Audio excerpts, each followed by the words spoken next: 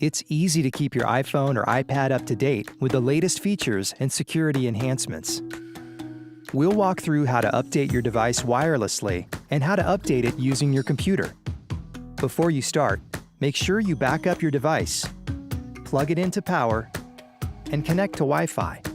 If you're using a Mac or Windows computer, you'll need a compatible cable.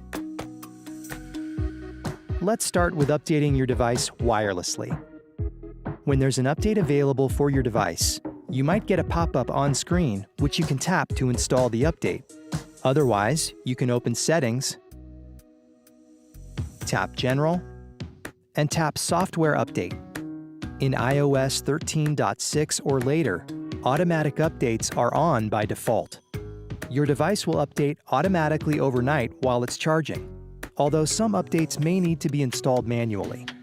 To update your device now, just tap Install, enter your passcode, and follow the prompts.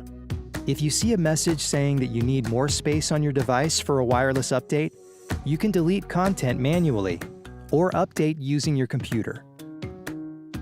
To update your iPhone or iPad using your computer, make sure your device is plugged into your computer and that your computer is connected to the internet. If you're using a Mac with macOS Catalina or later, open the Finder. If you're using a Mac with macOS Mojave or earlier, or a Windows computer, open iTunes.